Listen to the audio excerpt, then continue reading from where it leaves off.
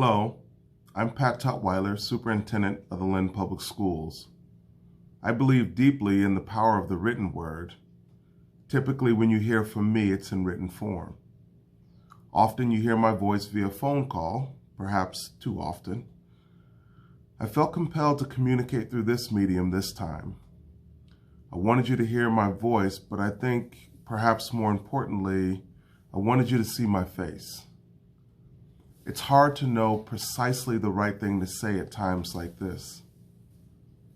As I'm sure you do, I see profound levels of anger, disbelief, confusion, and sadness. Truthfully, I feel them personally as well. All of this in response to the tragic and unnecessary death of George Floyd and where it sits in a history of race and racism in our country.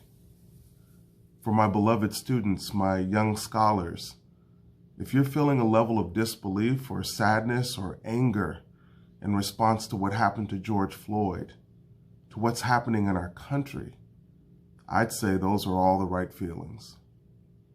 When I was a young man, I recall quite vividly the impassioned conversations my mother and her sister would have in response to issues around race.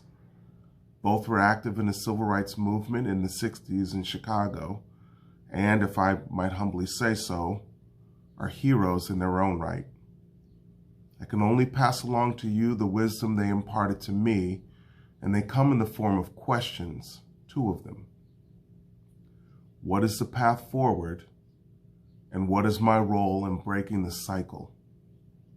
Keep in mind that each one of us has a role to play, and no contribution is too small. For our parent and guardian partners, again, I don't always have or know the right words. At times, I struggle in attempting to explain the inexplicable to my three children, each of whom is aware, has strong feelings, and has questions. Along with this video is a link to a brief article that might be of help to you in talking to your child about racial incidents. I don't have all the right words or know the answers in times such as this. I tend to lean on the wisdom and words of those who've come before me. I'll leave you with some that I feel appropriate and fitting at this time, and they come from Nelson Mandela. No one is born hating another person because of the color of his skin, or his background, or his religion. People learn to hate, and if they can learn to hate, they can be taught to love. For love comes more naturally to the human heart than its opposite.